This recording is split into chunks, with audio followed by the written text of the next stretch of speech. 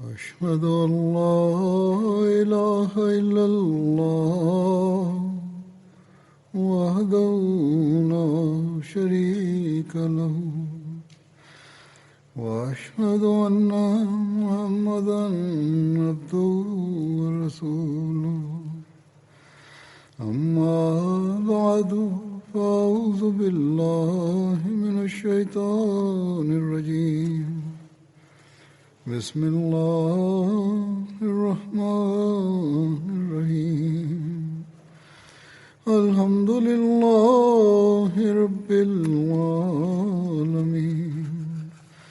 الرحمن الرحيم مالك يوم الدين إياك نعبد وإياك نستعين اهدنا الصراط المستقيم صراط الذين أنعمت عليهم غير المغضوب عليهم ولا الضالين.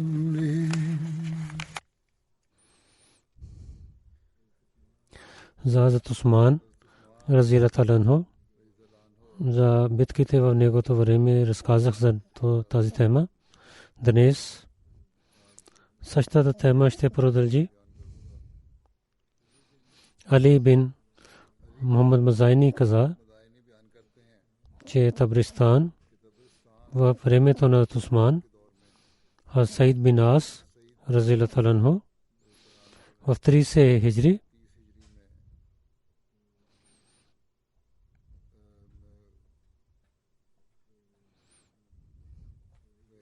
там беше битка и победи една крепост.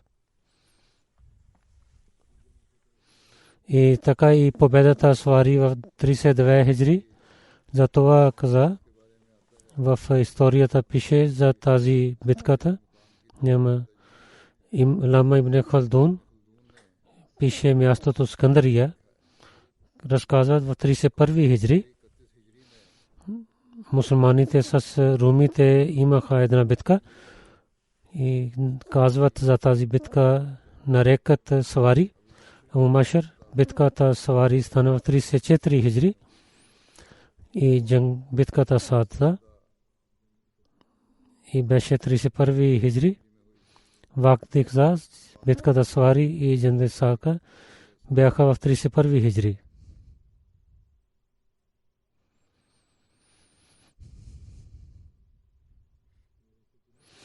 Когато Хазрат Абдулла бин Саад бин Абисар на французите и Бабри и Ундлис даде сражение на тях и румите бяха много ядосени, се срещайки Константин Херакл, се срещнаха с него и срещу мусулманите излязоха тази армия, че нямаше пример преди това. От началото на исляма беше 500 кораби, които тази армия излиза срещу мусулманите. Емир Мавия, Хазрат Абдулла бин Саад бин Абисар прави глава за корабите.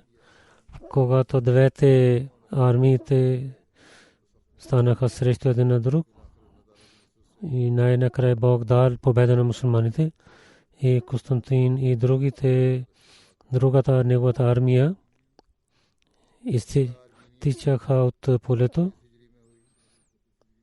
И в 31 хиджри Вагди Аби Маслама Берикят и той победи Армения. И победата на Хурасан 31 хиджри Хазрат Абдулла бин Амр към Хурасан отиде и той град Абра, Тус, Абибад и Наса победи тези градове. Той пристигна до Таркас, хората на Марб и правиха мир. тези места са в Туркменистан и няколко части са от Иран към страна на Рум. От 31 хиджри беше Амир Мавия и воюва с на румите и пристигна до вратите на Константинополи. Марвруз, Талкан, Фариаб, Джузаджан и Тахаристан победите станаха в 32 хиджри. 32 хиджри Абдулла бин Амр, Мархрус, Талкан, който място Балх и Мархрус има едно място. Фариаб, то е част от Афганистан, Джузджан. То също е регион от Афганистан, Татаристан. То е една част от Афганистан. Всичките тези места той победи. Абу Лашаб Сади каза от баща си, че Ана бин Кайс с хората на Ахли Мараб, Тариян, Фариаб и Джузаджан и през нощта воюва, че Бог дал сражение на враговете. Ана бин Кайс на Акра бин Кайс с един армия с конете изпрати и Акра отиде до другите градове, на които Ана даде сражение. Акра бин Хабис воюва с тях строго и някои станаха мъченици, но най-накрая Бог дал победа на мусулманите. Балх победа стана в 32 хиджри. Ана бин Кайс, Мархрус, Балх отиде към Балх и отиваха там и стария Балх беше важен град от Храсан. Той е най-стария град в Афганистан и сега гледаме този град е нищожен и от 12 км от река, известна река. Хората помолиха за мира. Анас бин Кайс прие тази молба за мира. Храс победа 32 хиджри. Хазрат Усман, Хулайд бин Абдулла бин Ханфи към Харат и Базагес към тези места изпрати. Той победи двете места, но той отказа. Той стана с Саре Карен. 32 хиджри и Хазрат Абдулла, че той отиде от там, от Хурасан. Карен на мусулманите приготви една голяма войска. Кайс бин Хесам, Абдулла бин Хазам, давайки глава на Абдулла бин Хазам, Хазрат Абдулла бин Амр за помощта отиде към него. Абдулла бин Хазам беше голяма войска, беше срещу мусулманите. Абдулла бин Хазам с 4000 войска взе и срещу и като 600 войска беше като напред войската. През нощта пристигна в Карен армия и нападнаха на. Веднъж, когато нападнаха, враговете имаха страх и когато мусулманите пристигнаха и враговете имаха сражение и Карен беше убит, мусулманите и много убиваха хората там и много взеха като пленници. В времето на Осман, Баресир, Бабурхин, Исляма пристигна там.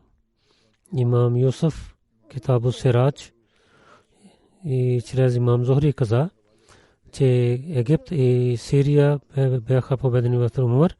Африкия, Храсан и Синд беше победен във времето на Осман. За Баресагир Ислям кар пристигнал, една традиция пише, по времето на Осман, над Абдулла бин Муамар и давайки една войска към Макран и Синд изпратиха. В победа на Макран той показа, че той беше куражлив и победи различните места и стана глава на тези места.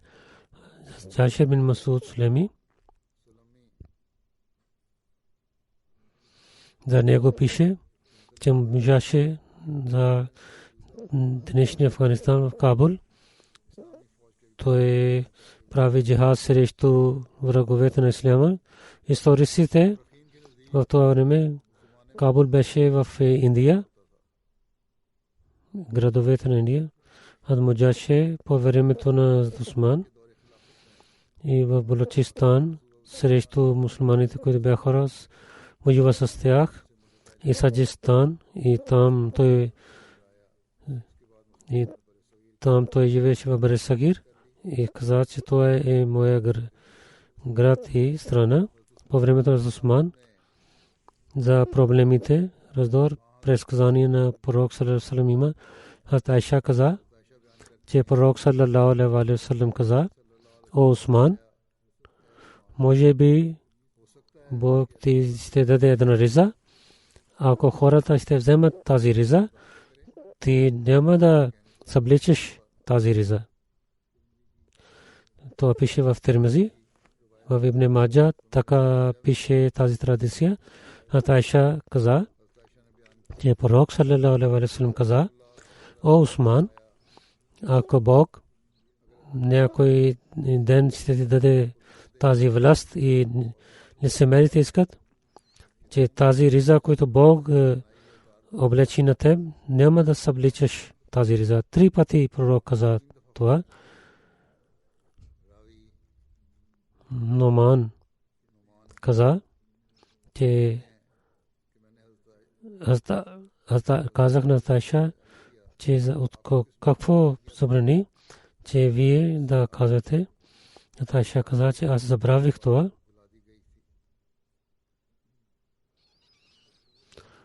Кааб бин Уджра каза, че пророк саллаллаху алейхи ва саллям каза за един развод и каза, че това е много близо.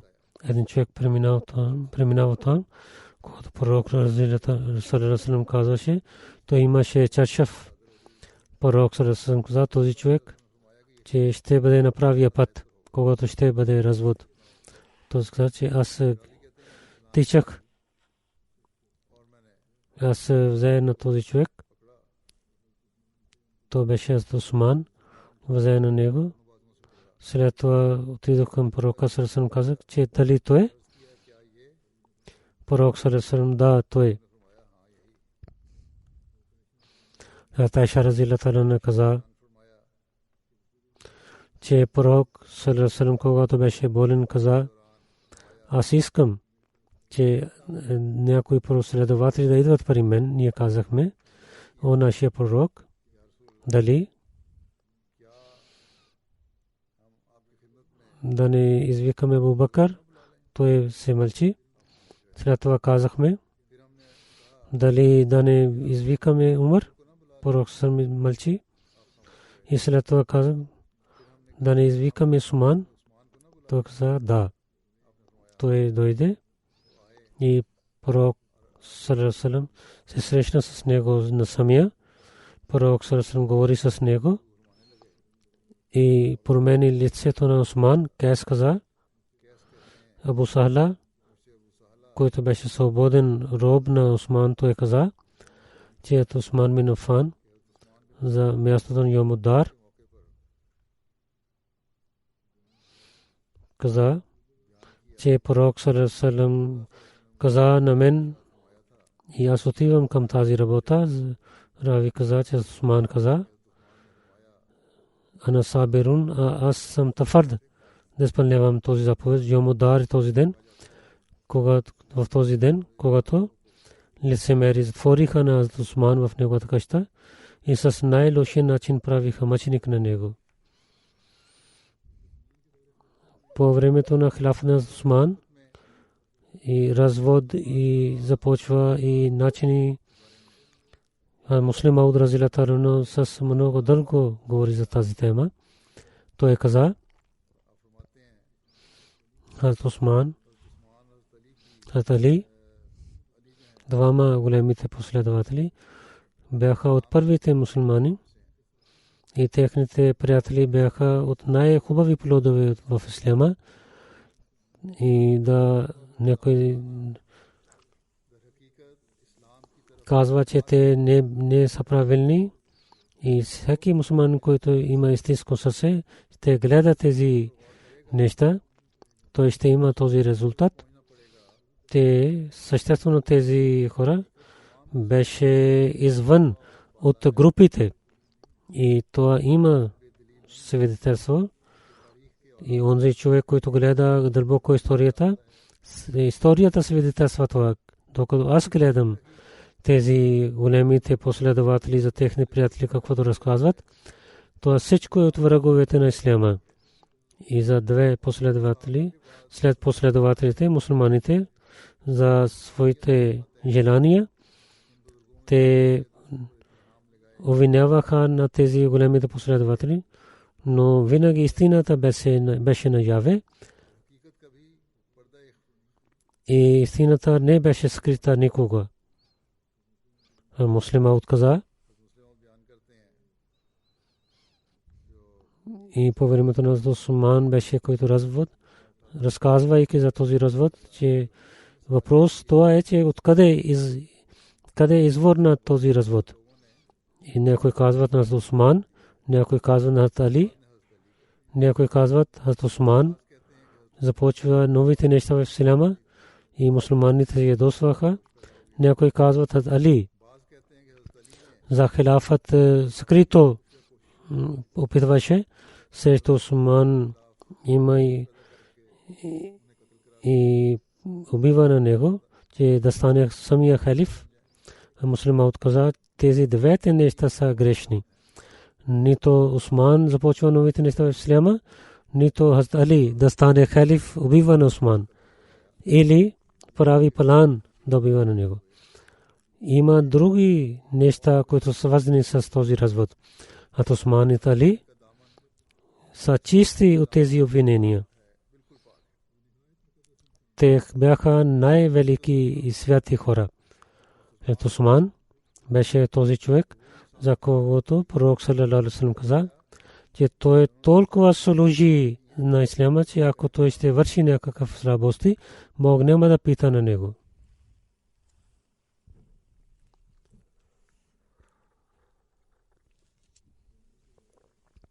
В Тирмизи пише, това не означаваше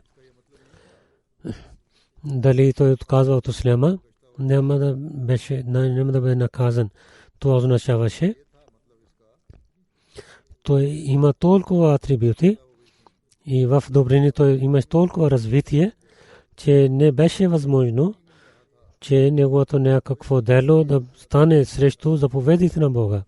Затова Осман не беше такъв човек, че да започва нещата, които са срещу шария.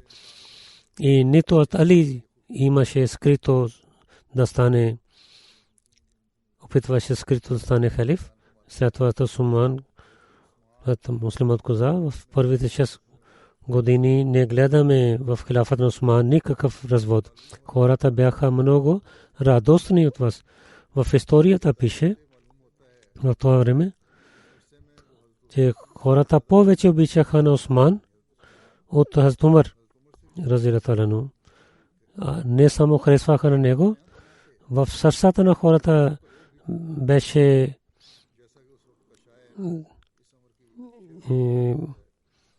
много действаха сърца заради Осман. Един поет каза, че Ибн Афан е онзи, че вие имахте опит за него. Той убива на лошите хора чрез заповедите на Корана и пази тези заповеди на Корана и дава заповеди чрез Корана на хората. Но след 6 години, в 7 година ние гледаме едно ново нещо.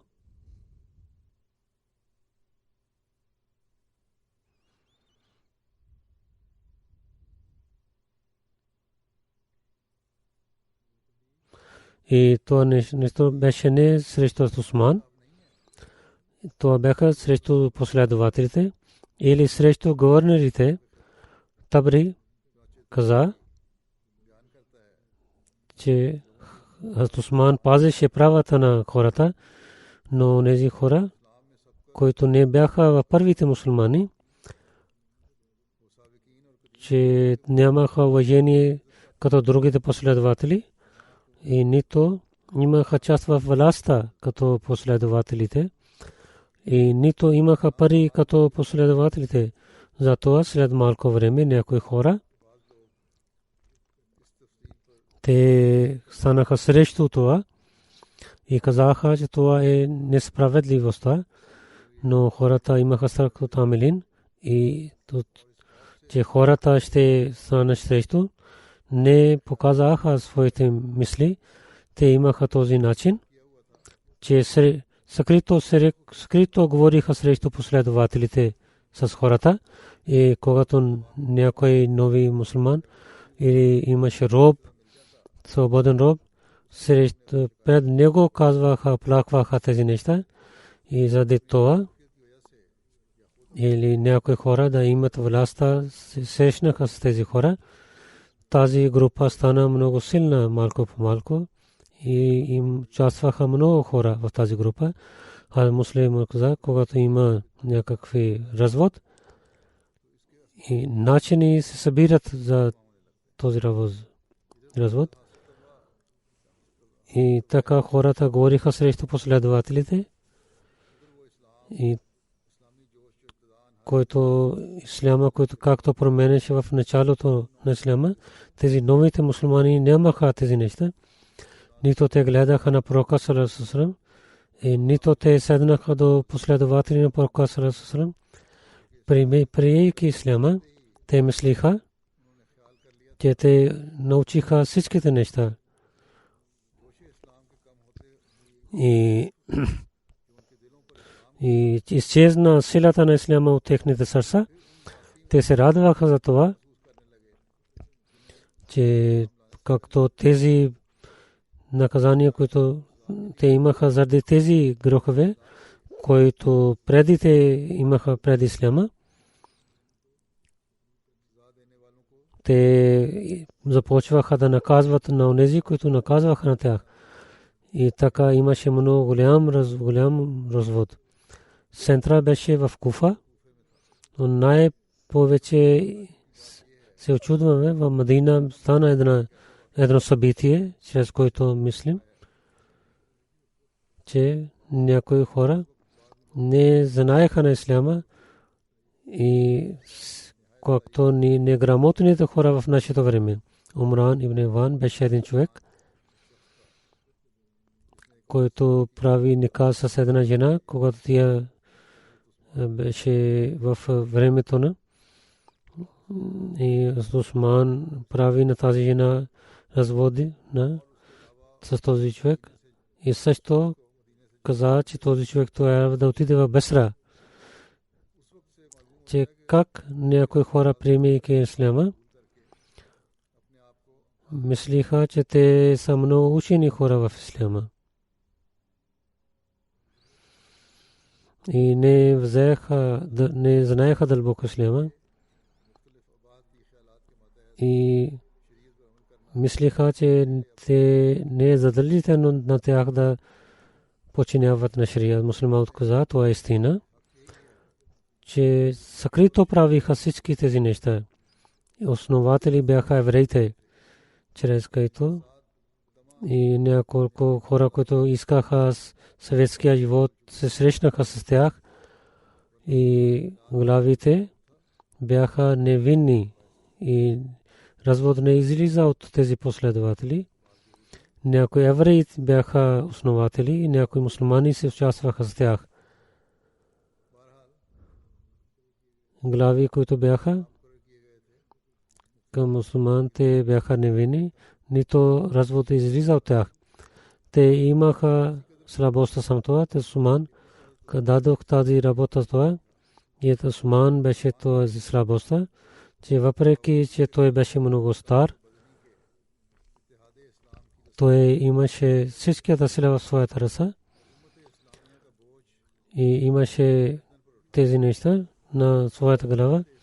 Той имаше много беше пристеснен за ширията на исляма и не позволяваше хора да бъдат жестоки с другите хора. След възбите Куфа беше едно събрание на тези лошите хора.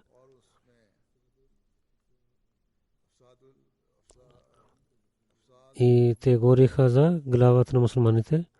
Всичките хора казаха,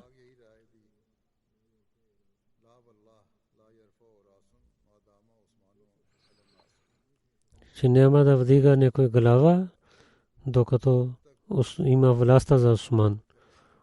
Само едно място беше на Усман, който пазеше на хората. И когато той изчезваше от тях, тогава хората бяха свободни. Разказвайки за този развод, Муслим Мауд каза, че той извика на тези измамници и събира на последователите на пророка Сърсен. Когато събираха всичките хора, той каза на всички цялото неща и двама хората станаха там, които докарваха тези новини, че измамниците как произвеждат развод. Всичките последователи казаха да убиваме на тези хора, те произвеждат развод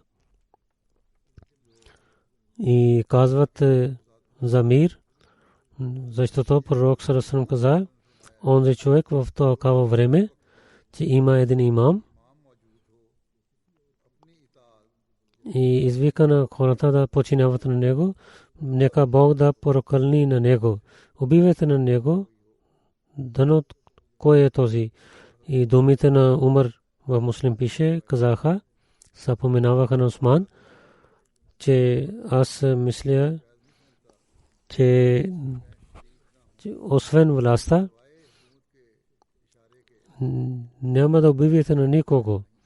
А Усман, гледайки, слушайки на последователи, че ние ще прощаваме тях и прощаваме на тях и ще опитваме да те да мислят правилно и няма да стане срещу тях, докато той да излиза от шарията или да стане неверник. Тези хора казаха няколко неща. Вие знаете тези неща, но те мислят за тези неща. Те ще говорят с мен. Те се връщайки да казват, че ние ще говорихме с Усман и той има сражение. Тези хора за Усман казват, че той в пътувайки се моли селия молитва, че пророк саллаллаху накратко се молеше. Усман каза, само в Мина се молих правилни и за две неща. Първо това, че аз имам там имущество, аз имах сватба там. Второ, че аз знаех, че хората се събраха от за хаджлик и не, че халифа се моли за два ракат и само то има два ракат намаз. Аз Усман каза, това не е правилно. После каза, да, това е правилно.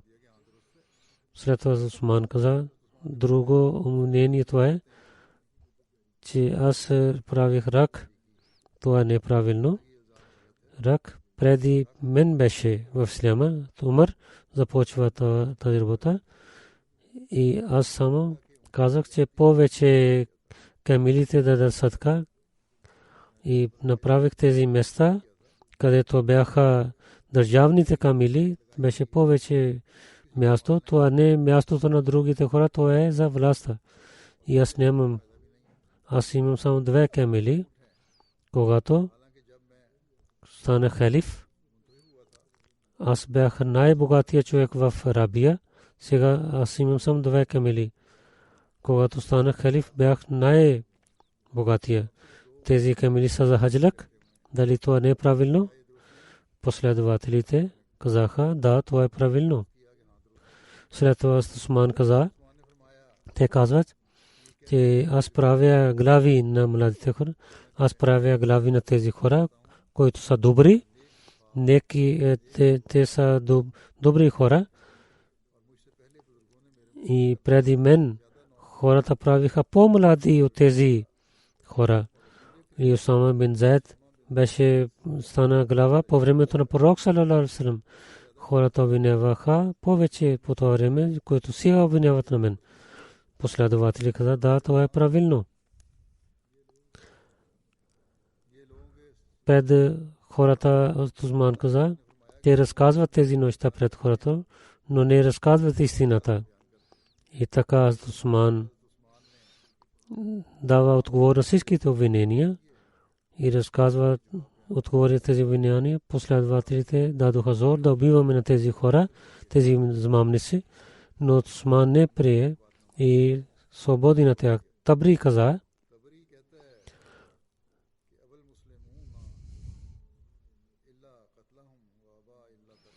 всичките мусулманите не се събираха на друго мнение, освен да убиват на тях, но Усман не беше съгласен да наказва на тези хора. Това събитие показва, че лошите хора, как те гориха лъжа по това време, не беше така запътуване, как беше свободен. Тези хора заблудаваха на новите хора. Те нямаха други сили, нито истина беше с тях, нито те бяха с истината. Всичките техни дела бяха на лъжа и само Хазрат Усман, милостта на Усман пазеше на тях. Иначе мусулман щяха да ги убиват. Те не търпеха, че този мир, последователите не приеха това, старите мусулмани. Този мир, който давайки своя живот те правиха и няколко измамници да нарушават този мир. Те гледаха, ако няма да наказват тези хора, тогава мусулмани, ислям, свят на исляма ще бъде нарушен. Усман имаше много милосърден сърце. Той даваше свобода на тези хора. И мислейки, че те само мислят развод, а не искат развод, не наказваше на тях. Че последователите бяха ядосани от тези хора. Първо разказва, само 3 хора от Медина бяха с нас. Тези лъжливи казаха, 3 хора от Медина са с нас. Ако другите последователи бяха с тях, те ще нарекат техните имена. Другото последователи показаха своите дела. Те не харесваха техните дела. И мислеха, че техните дела са срещу шария. Казваха, че наказание за тях е самоубиване. Ако последователите бяха с тях или хората Медина бяха съгласни с тях, тогава няма да мислят така. Да убиват на Усман на мястото.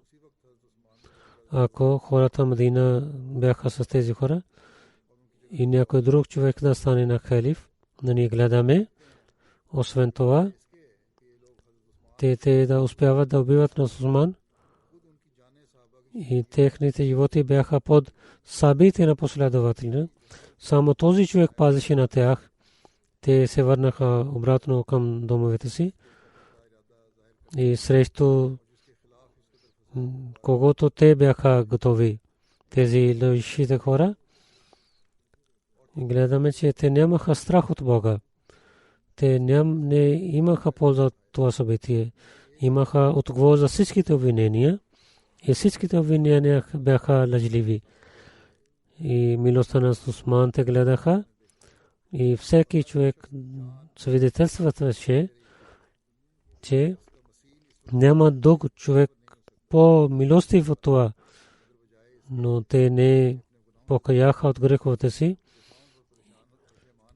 да искат прошка своите грехове и да свършват своите лошития. Те им повече се ядосваха и мислиха, че това е унижение за тях. И в бъдещето те повече станаха лоши и се връщаха оттам. Това ще продължи в другото проповед. Сега няколко хора, които починаха и които починаха. Най-първо има мъченик Абдул Кадър Басир Ахмад Сахиб Бази Хел на 11 февруари стана мъченик.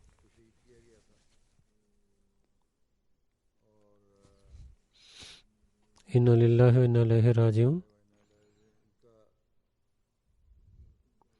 Както разказват, Абдул Кадър Сахиб чичо си доктор Манзур Ахмад Сахиб клиник Бади Хел Пешавър там работеше. Този мъченик с другите членовете на джамата, които бяха там, се събираха в една стая да се молят и някой чука на вратата и Абдул Кадър отвори. Едно момче стрели на него на място, той стана ранен и два пъти той удари в неговите гърди. Взеха на него в болницата. Там Абдул Кадър Сахиб стана мъченик. Инна лиллахи ва инна илайхи раджиун. Той беше 65 годишен. Хората взеха на този убиец и дадоха на полиция. Този мъченик беше в такава положение, че хората бяха срещу на него и неговото семейство. 19 януари 1909 година нападнаха на този клиник и стрелиха в краката на Абдул Кадър и много дълго време той се върна в Пешавър преди 9 месеца. Както джамаат каза, той приселва към Рава. Неговото семейство беше в Рава. Той за работата Бази Хел място отиде в този клиник и там живееше. Неговото семейство Ахмади дойде чрез дядо му, господин Низамуддин Ахмад стана Ахмади.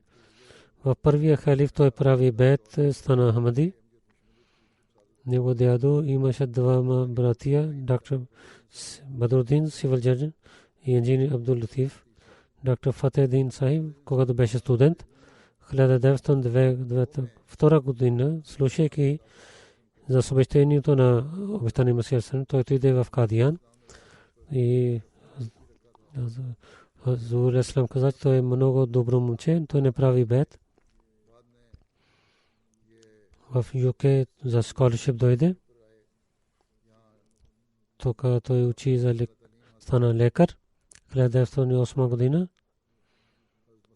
и слушайки смъртта на обещания Месия в първия халиф, времето на първия халиф прави бед. Абдул Латиф Сахиб инженер, втория брат на дядо му, той също прави бед, с брат си прави бед в времето на първия халиф и другите хора от семейството, дядо на този мъченик станаха Ахмади, правейки бед. Този мъченик имаше много атрибути. С халифата имаше силна връзка. Много уважаваше длъжните хора, много проповядваше и много врагове имаха срещу него, станаха срещу него. И в миналите 2 години промени 7 пъти дома си заради враждебността. Тахаджуд и рецитираше Корана.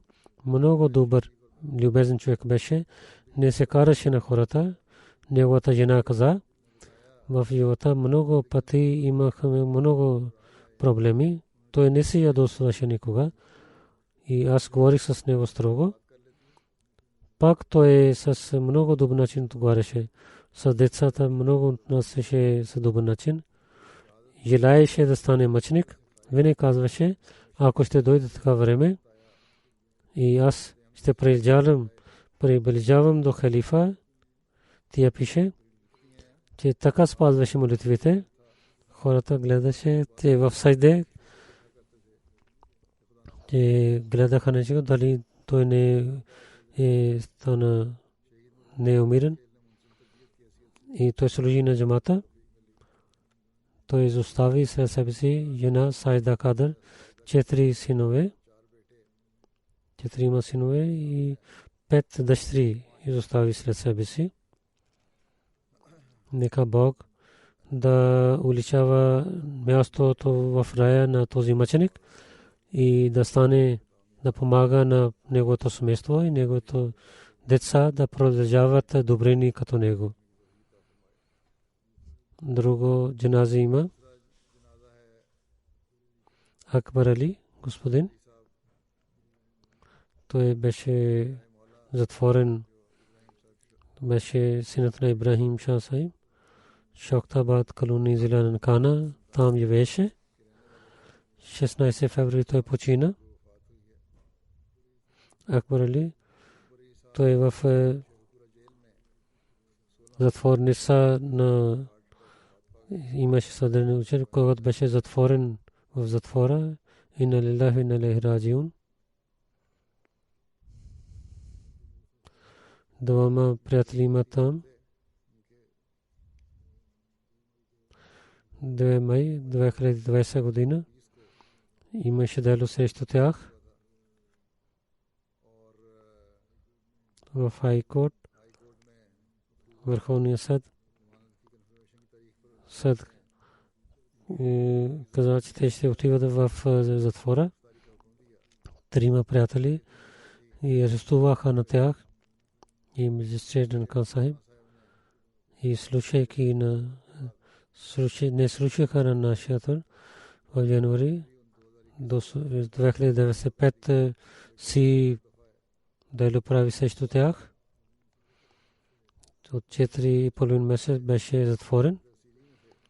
Когато той почина, той беше 55 годишен. С благословени на Бога той беше муси. В неговото семейство Ахмади дойде чрез неговия баща господин Ибрахим от брат си господин Исмаил Сахиб 1920 година. Във втория халиф времето на Фудрехър правиха бед. Акбар Сахиб дойде в армия 23 години. Като хавалдар той служи в армията на Пакистан. Пред 16 години той беше свободен от армия. Като секюрити гард той работеше. Имаше много кураж преди да стане затворен. Като секюрити гард беше в банка. Някой каза на този менеджер, че вие дадохте работа на Акбар Али, той е неверник. Банк менеджер отговори, всеки сутрин гледам камера на CCTV. Акбар Али през нощта гледа, че той се моли и рецитира Корана и пази Корана, както е неверник. Този менеджер беше имаше много кураж. Той служи като председател 6 години на джамата, като беше секретар мал, финанс и помагаше на бедните, беше обичаше на цялото семейство, проповядваше по пътя на Бога и с много думен начин говореше и врагове станаха срещу него и за секюрити гард той изостави тази работа заради враждебността. Изостави 2 жени, Зинат биби и Фзилат биби. Един син има 19 годишна, една дъщеря 16 годишна. Нека Бог да прощава на него и увеличава неговото място в рая и да помага на неговото семейство и да даде милостта на неговите деца да продължават неговите добрини. Следващото джаназе има Халид Хасан Бати Сахиб и Вакил Мал Сарис беше в Тарик Дейдрава и така и заместник председател Ансарула беше Tahir Art Institute и той почина и беше 67 годишен и на лилляхи ва инна илайхи раджиун. Него дядо Бабул Хан Бати при Ахмадия Джамаат и но баща на Бати Сахиб баща на Халид Мамун Хасан, той не прие Ахмадия и един син не прие Ахмадия. Той имаше земеделство, той седеше в земите си. Баща на Халид Мамун Бати там лежеше. Един ходжа където баща му отиваше. Той преминал там, той седна там и започваха да говорят за Ахмадизма. Тази ходжа каза, този ходжа каза. Той каза този ходжа, че Ахмадият е истина. И след това баща му премахна чершва на лицето си, каза, че ако Ахмадият е истина, защо наблюдаваш на нас? Ти каза, че да не приемем Ахмадия джамат и да не вървете след баща си. Каза, слушай тази истина. Аз от днес съм Ахмадия джамат. Той прави бейт по ръцете на муслим Мауд. Халид Махмуд Хасан Бхatti от Панджаб университет, свършвайки BA в Political Science и 80 година MA History свърши, магистър по история и след това два пъти като работи в държава и 1989 година той дал своя живот на джамата. 36 години той служи на джамата. 1989 година в Калте Талим най-вакил беше. След това вакил диван стана и след това вакил Мал Салис беше. Индонезия, Бурма, Сри-Ланка, Непал, Юганда, сам пътувал там, където той отиваше. Дълбоко гледаше на нещата и напътстваше на хората. И където той отиде, особено в Бурма и Сри-Ланка, те научиха от него и хората пишат писма на мен. Ние много неща учихме от него за системата. Бхatti Сахиб учи на нас и много помага на нас да имам силна връзка с халифа. И така и Худамул Ахмадия, маркази комисия, централна комисия в Ансарулlah, той беше член на различните комисии на Казабор също.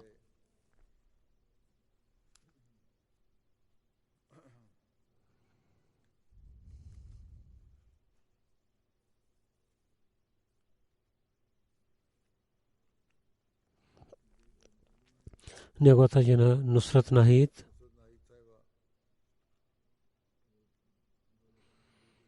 две дъщери и един син дал. Един син Хурм Усман тук в МТА в ЮК работи. Той дал своя живот на Бога в зиндagi. Неговата жена пише, че MA Political Science, той каза на своя баща, искам MA History, колкото иска да учиш, да помниш. Ако ще искаш да работиш, само работиш за джамата.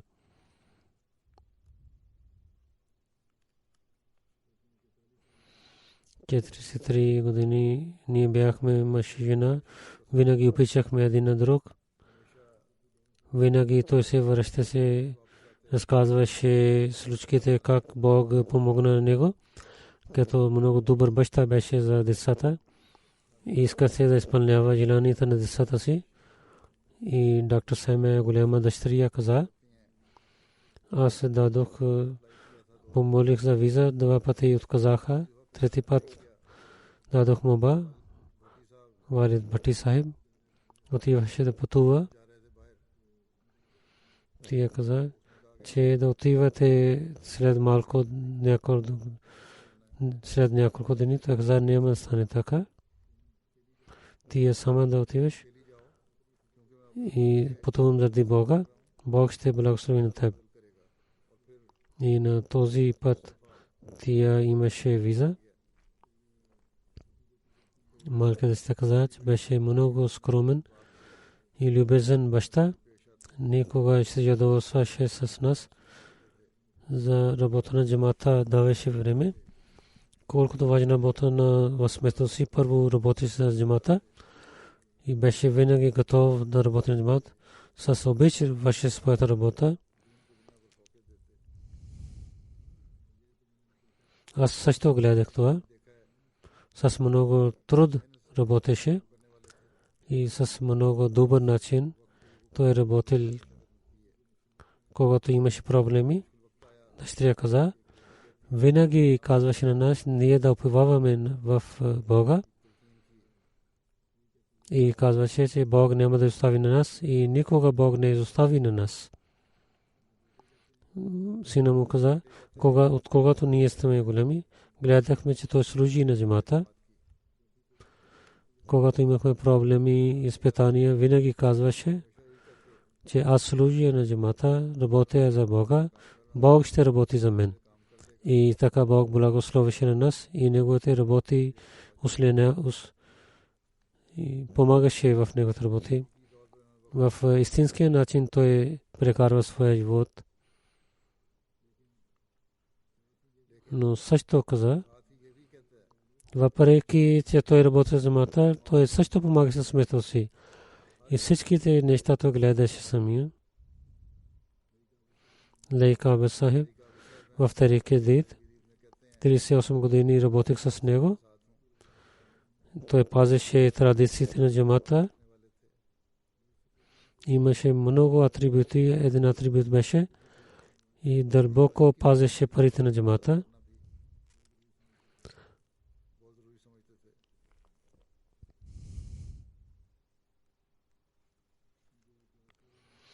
New class fellow Muhammad Idris Sahib каза, че Мълчалив Халид след вакф стане различен човек. Заради халифато имаше много светлина в себе си. Починяваше на халифа винаги беше готов да служи на джамата. В Катемал Тарик Сахиб каза, в офиса той винаги гледаше тези неща и веднага даваше отговор. Казваше, че работеше всеки ден. Както ви казах, в Пакистан, където той отиде в чужбина и много добър пример дал на хората и с много добър начин прекара своя живот заради религия.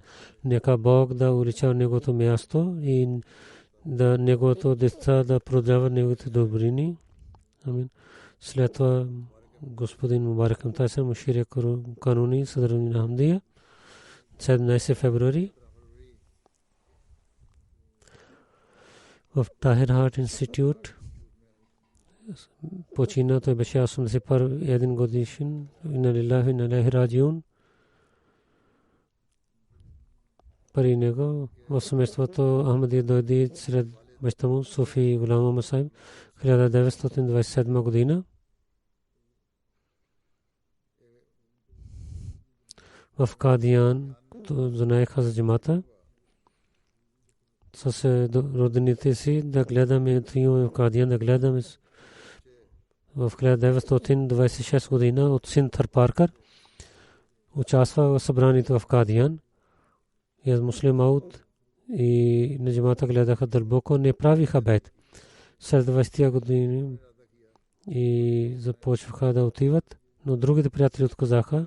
1927 година отивайки и слушаха събрани и правиха бед. Той беше 28 годишен. Него село беше от Ахли Хадис. Хората бяха станаха срещу. Взеха неговата жена, че той е сега неверник. След малко жена каза, аз гледах на него, че той, когато стана неверник, то стана по-силен мусулманин. Тя дойде в дома, обрат. Каза, че няма начин да живея без него. Село и правиха байкар на това семейство, че един кладенец беше в село за вода и забраниха на тях да вземат вода. От много мили взеха вода след няколко седмици и нямаше вода в кладенеца в село. Тогава те мислиха, аз затворих, забраних водата на Суфи Сайб, затова нямаме вода. Пак приготвя кладенец, дойдоха при него, че дайте пари. Вие когато ще дадете пари, ще имаме вода в кладенец и така ще продължи. Роднините не приеха Ахмадия джамат, но следно тази случка не станаха враговете. Рашида Превин Сахиба, неговата жена каза, 4 синове и 2 дъщери Бог дар на него. Един син Хафиз Иджаз Ахмад Тахир и Мурабби Слава Джами Ахмадия учи, Джами Ахмадия ЮК. Другия син Наср Ахмад Тахир, Талфа живот, River Religion Canada той работи. Господин Мубарак Тахир Сахиб 68 години прави Economics. След това LLB дигри взе, стана адвокат. И януари 1907 година той дал своя живот заради религията. Вакалте Улия като LLB Мухаррар Дарджавал той работеше. И след това 1971 година той отиде като учител в Канада, в Юганда. 76 година. 72 година той се върна и в Калтемал Сани той работи. След това третия халиф 76 година в Лахор с различните адвокати в Income Tax и той работи там. Бар Консил той работи също. 77 година Тайриджди мушфир кануни стана. 1 July 1993 година четвъртия халиф мушфир кануни Садър Ахмадия също стана. До смъртта си той работеше на тези постове. Повече 50 години той служи на джамата.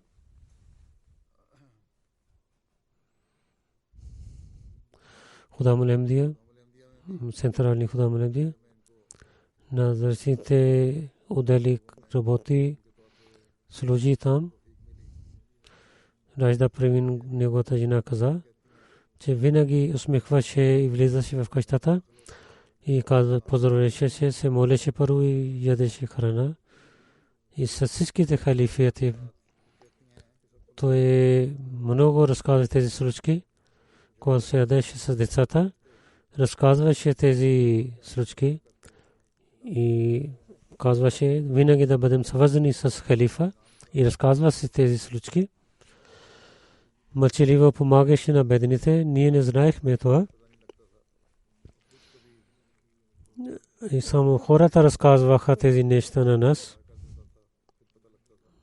И помагаше на другите в се молеше молитвите и рецитираше Корана. Успеха на един мисионер, помага Бог на него, поваване в Бога, се молеше искайки прошката и обичаме на халифа, да пишеме на халифа, то е много важно. Тези неща са истината. Той поваваше на Бога, много трудно работи, когато бяха на Азриала и преди това аз имах връзка с него. Той поваваше на Бога. Те се работят на Бога и молитвите на халифа има, раздавайки данъка по пътя на Бога и се молейки, той работеше своята работа и Бог даваше успех на него. Хафиз Иджаз Сахиб него син каза, в 1967 година, че третия халиф пътуваше към Крачи чрез влака и влака спира в Хайдрабад. Много Ахмадия баб се срещнаха да срещне с халифа. Хазур стоеше на врата. Той извика на Мубарак Тахир Сахиб. Не знаеше на него. Той мислеше халифа не знае на него. Мубарак Тахир Сахиб и напредва към Хазур. Дойде към Хазур. Когато пристигна до врата, Хазур извадиха няколко пари, сложи в джоба на Мубарак Тахир Сахиб. След това влака отиде. Мубарак Сахиб каза, че тези пари, които третия халиф дал на мен, чрез тези благослови, винаги моя джоб беше пълен. Това е истината. Бог пълен неговия джоб и невидими начини. И той имаше пари. И той също харчи на бедните и на джамата също.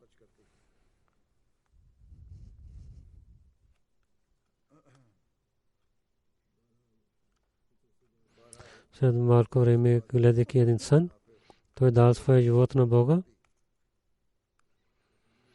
Когато на вакфе зиндagi, той имаше сватба, имаше ника.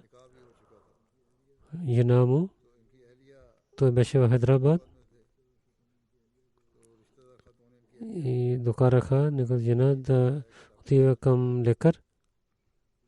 Когато слязоха от врака, тази жена каза, че ти си дал своя живот на Бога. Ти няма къде ще имаш пари да ядеш. Той каза, че сега има ника, няма духти. И вземете своя дъщеря в своето семейство и се ядосва от тях.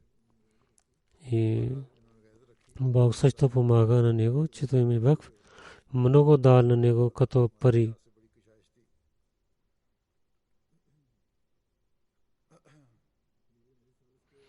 Третия халиф, по времето той беше Миширия Канун. За далята отиваше от града на Бусуй. Нямаше коли по това време, с бус пътуваше. Третия халиф да заповед, кога се връщаш от първо трябва да дай рапорт на мен един път. През нощта той се върна. Преди 9 часа от фаджр молитва пристигна Рава. Мислех на третия халиф, сега ще се обещавам, че ще се събудам на халифа. Може би той се моли на намаз или спие. И пред 9 часа пристигнах в Рава, че на сутрин на молитва се обещавам. На сутрин на молитва, на фаджр намаз, третия халиф гледа на него. Каза, че барах се, през нощта кога пристигна? Той каза, пред 2 часа пристигнах. Хазур каза, че ако щеше да казваш на по това време, че аз щях да спием, чаках за теб, че дали си пристигнал или не. Него син каза, че когато исках да отивам в джамия, каза на мен, че вакф означава подчинение. Ти си има посилен, така няма да върви вакф. И вакф означава мълчаливи да работиш и да подчиняваш. Ако така можеш, много се радвам. Тога не харесвам да правиш вакф и да изоставиш. Така той посветва на него. За благословението на Бога. И сина. И сега продължава своя вакф. В бъдещето нека да продължава по проповедите на халифа, че да изоставите всичките работи, да слушате проповед на халифа. И когато имаше съвета за данъка закат, веднага даваше данъка закат и казваше на децата. Мирза Дилем, негов асистент Муширия Кануни в Анджуман, каза, докато аз гледах, той обичаше на халифа, на Бога той имаше упование, когато имаха проблеми, когато трудна работа имаше, където отиваше, казваше, че в нафал се молих, дадох садка и писах писмо на халифа, Бог ще благослови. И че много беше умен човек, но за джамата, ако да казва на някои хора, и с офисъри, той отиваше да има връзки. Един път каза, така Анджуман имаше едно решение, то джамаат няма да има полза това. Той каза на мен, това решение не е хубаво. Но след това каза, пишеме каквото мислим на халифа. Нашата работа е да пристигне нашето мислене на халифа, както той ще реши, така ще стане. Доктор Султан Мубашир каза, че той имаше връзки с офицерите. Използва се тези връзки за система на джамата. Той никога не се притесняваше. Заделята на за джамата той отиваше там, където имаше страх за живота, но той винаги отиваше там.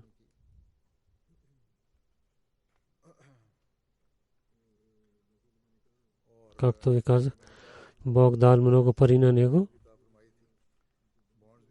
Чрез бонд Бог помагаше на него. Много големи пари той имаше. Един път Дакса 500,000 пари. Той дал 60% на бедните и на джамата. Той не само един път. Винаги така беше с него. Бог даваше много пари и той даваше много големи пари да даде закат на бедните.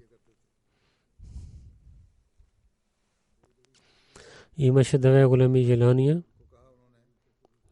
Се молеше това до края на живота си да служи на джамата. Второ, да отива от съвета, както той върви на земята. Бог прие неговите двете желания. Имаше много други атрибути, които гледах. С търпението работеше. В проблемите той имаше, уповаваше на Бога. Нека Бог да увеличава неговото място в рая и неговите деца да получават неговите молитви. След молитвата ще рецитирам неговите джаназе на всичките, иншаллах таала.